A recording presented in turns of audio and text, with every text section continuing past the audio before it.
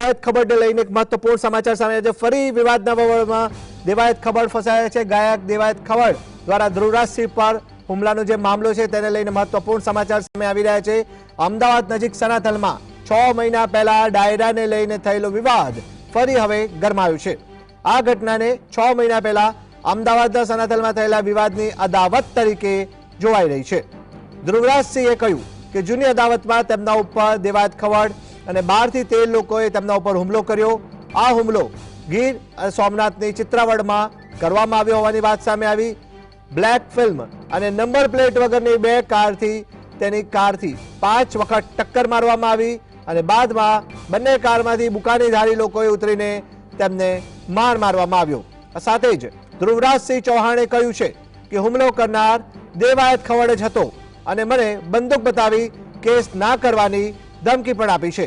સાથે જ તેમણે સોનાની ચેઇન અને રોકડની પણ લૂંટ ચલાવી હોવાનો આરોપ લગાવાયો છે।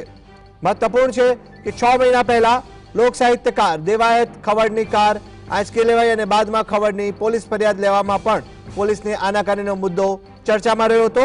એ સમયે દેવાયત ખવડે ધ્રુવરાજસિંહ ચૌહાણ ઉપર કાર આંચકી લેવાનો આક્ષેપ લગાવ્યો હતો અને કહ્યું હતું કે તે કાર સનાથલના તળાવમાં ફેંકી દેવામાં આવી હતી।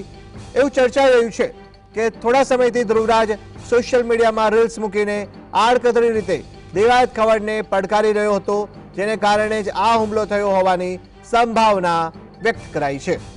ધ્રુવરાજસિંહને સારવાર અર્થે જૂનાગઢ ખાનગી હોસ્પિટલમાં ખસેડાયો છે। ધ્રુવરાજસિંહ ઉપર હુમલો કરવામાં આવ્યો। 10 થી 15 લોકો દ્વારા હુમલો કરવામાં આવ્યો હોવાની વાત સામે આવી। આ સાથે લૂંટની પણ વાત સામે આવી હતી, જેમાં સોનાની ચેઇન અને રોકડ રકમની લૂંટ મચાવાઈ હોવાનો મુદ્દો પણ સામે આવ્યો હતો। સૌથી મહત્વપૂર્ણ બાબત દેવાયત ખવડ ઉપર આરોપ કે દેવાયત ખવડ જ મુખ્ય હતો, જેમણે બંદૂક બતાવીને કેસ ના કરવાની ધમકી આપી હોવાનો આરોપ ધ્રુવરાજસિંહે લગાવ્યો છે। તાલાલાના ચિત્રાવડ ગામે હુમલો થયો હોવાની વાત અગાઉ સામે આવી હતી। ગાડીમાંથી લગભગ 15 થી ઓછા મતલબ 12 થી 13 જણા ગાડીમાંથી ધોકા લઈને બધા નીકળ્યા અને જે ધોકા હતા એ લોખંડના હતા અને જે કાચ આખી ગાડીના કાચ બાજ મારા બધા ફોડી નાખ્યા। પછી મને બહાર કાઢ્યો, મને કીધું બહાર નીકળ શબ્દ બધા બોલીને અને મને રિવોલ્વર બતાવી કે આ તારી હાટું 2 નંબરની રિવોલ્વર લાવ્યા છું, તને પાડી દેવાનો છું એમ કરીને મને 4-5 પગમાં જે ધોકા મારે એમાં ફ્રેક્ચર થયું છે અને હાથમાં ફ્રેક્ચર થયું છે। તો એ ખબર પોતે જ છે।